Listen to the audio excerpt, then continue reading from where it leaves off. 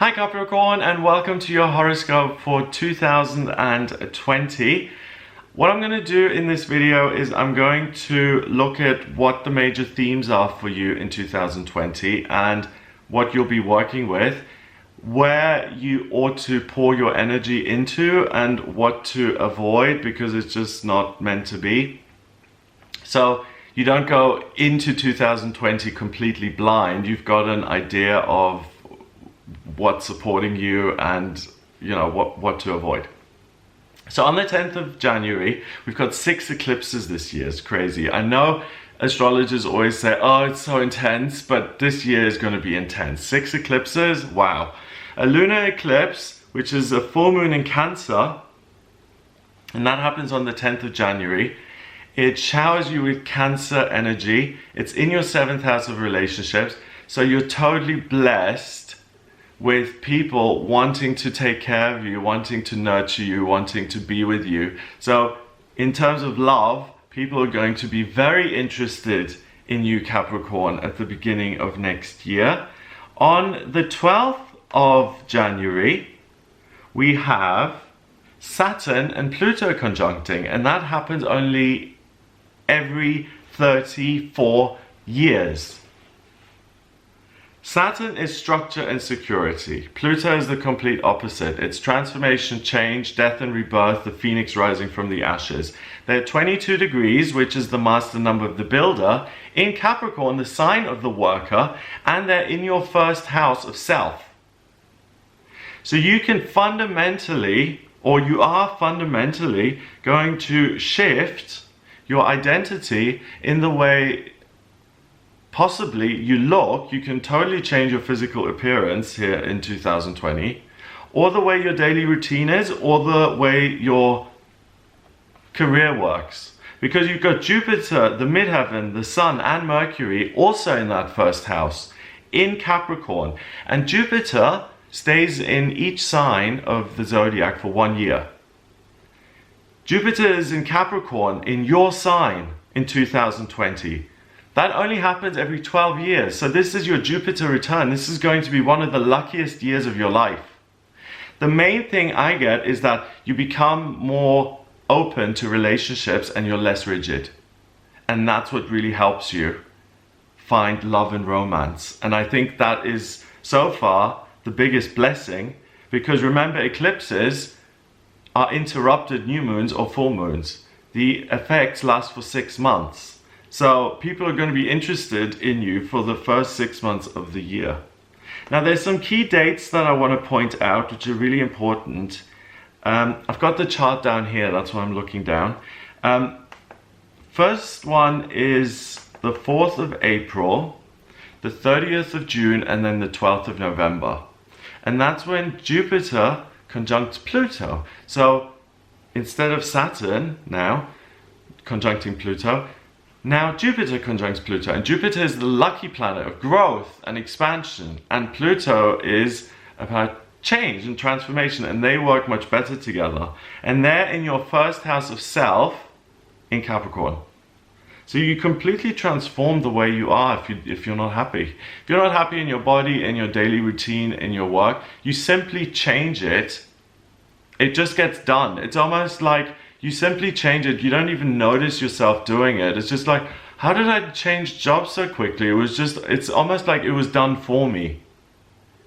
So you're incredibly supported in terms of good luck and doors of opportunity just opening for you in terms of your work, your body, and your daily routine if you're not happy in any area. And then you also have this amazing opportunity for love. But the key dates, 4th of April, 30th of June, and 12th of November, look out for those, because those are going to be key dates where something within you changes for the better. On the 13th of May, until the 25th of June, we have got Venus, the planet of love and beauty and creativity, going into retrograde. 13th of May until 25th of June. Venus doesn't go retrograde every year, and when it does go retrograde, it's quite severe. You need to take notice of it. If you love something, if you really love this new business that you want to launch, or you love this new website you want to launch, or you want to get married, or you want to propose, or you love this new house that you found, you want to move in, don't make any big decisions, and if possible at all, if you can possibly reschedule and get yourself out of the 13th of May to 25th of June period, that would be great, because during a Venus retrograde, everything is turned 180. Things you weren't interested in or were like, whatever, suddenly become interesting to you. And then after the retrograde, when Venus goes direct again, you're like, what was I thinking? So don't sign anything, don't commit to anything during a Venus retrograde. On the 5th of June, we have a lunar eclipse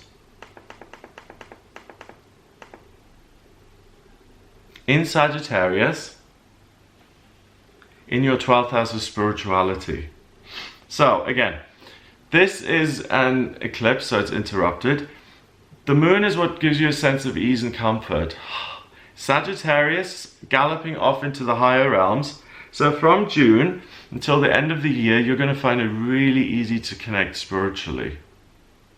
And when you connect spiritually, ding, ding, ding, ding, ding, you basically won the lottery, because Spirit has the most amazing plans for you. So if you find it easy to connect with Spirit and hear the messages it gives you, and then you actually take action on those messages, your life is going to transform into something amazing beyond your wildest dreams.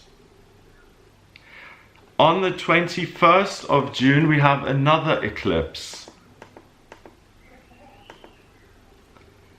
This one is a solar eclipse, new moon in Cancer, and it happens in your 7th house of relationships, and Mercury is in Cancer there as well.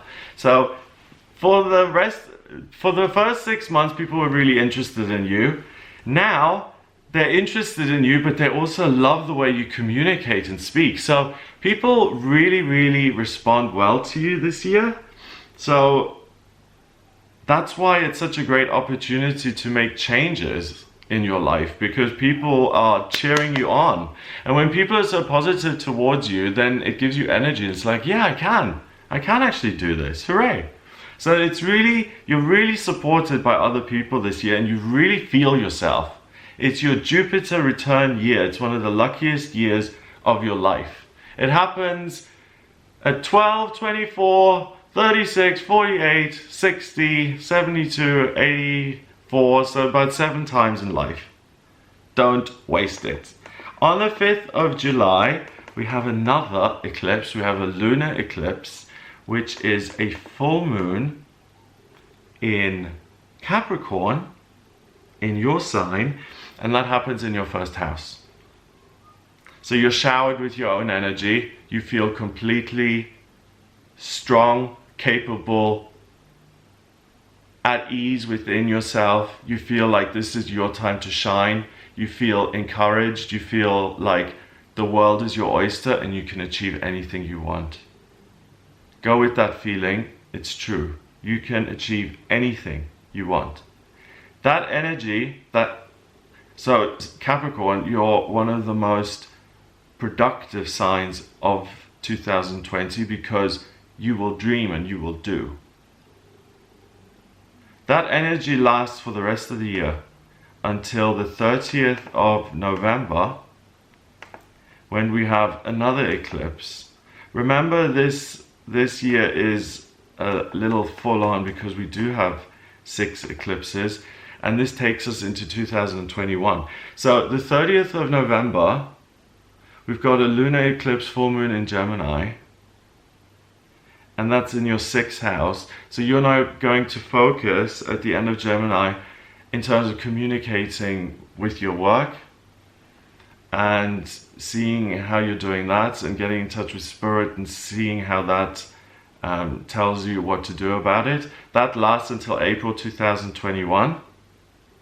And then on the 14th of December, we have a total solar eclipse. So the sun's going to be totally blacked out. And that happens in Sagittarius in your 12th house.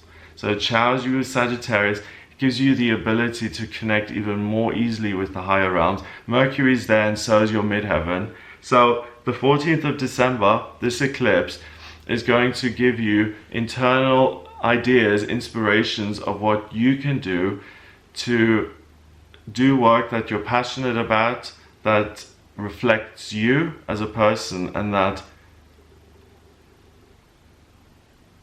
encourages you to achieve and to reach your maximum potential. The other thing that you're gifted with is love and the possibility of having someone, choosing someone who's interested in you if you're interested back, and really building a solid foundation. So you're not going to go wrong relationship wise this year.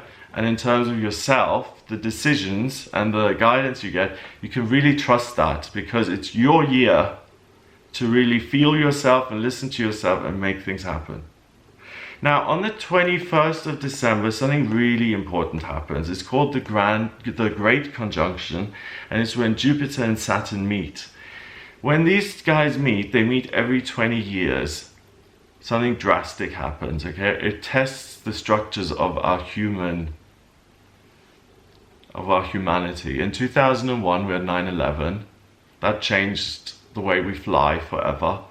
And America and Americans, their view of the world changed forever, unchangeably. 1981, we had the birth of HIV/AIDS, testing the structure and foundation of the human body. Are we going to survive this epidemic?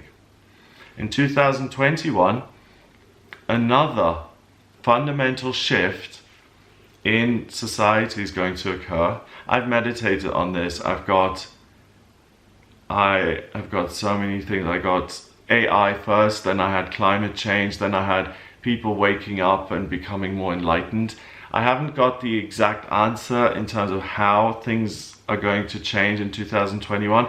Maybe once we get nearer, I might get a message of what this great conjunction is. But what I do know is that it's going to be a major shift. Every 20 years, there's a major shift in a culture and it moves things forward. The great thing is that the Grand Conjunction is in Aquarius, so everyone's going to be humanitarian. So the change is likely to be positive for once. Fingers crossed. So that's what I get for you in 2020. I also do private readings. This is a chart for Capricorn, but if I take your time of birth, your place of birth, and your date of birth, I can actually draw up a snapshot of the sky at the precise moment you were born. If you don't have your time of birth, then order a chart rectification with me. That's a process where I can work out your time of birth. Once you have that, I draw up the natal chart, which is a blueprint of your soul. It shows me where you've been in past lifetimes, what your life purpose is this time round, what your vocational aptitudes are, love, money, travel, where the best place is to live, spiritual development, enlightenment. I can answer any questions you have. If you're wondering whether you're compatible with someone else, I can do a synastry reading to give you the answer. So any answers you've got, get in touch. Any questions you've got, rather, get in touch with gregoryscott.com and order your reading there. If you like the video, hit the subscribe button, please, and share the video online. That would be ever so cool of you. I hope you have a wonderful year. I really do. Check out some of my other videos. The daily tarot readings, the weekly horoscope, the monthly horoscopes for each sun sign, rising sign, and moon sign. So you could be watching this for if you have a Capricorn rising. I would suggest watching the sun, then the rising sign, then the moon. So I wish you all the best. I'm sending you lots and lots of love, lots of kisses, and I'll speak to you soon.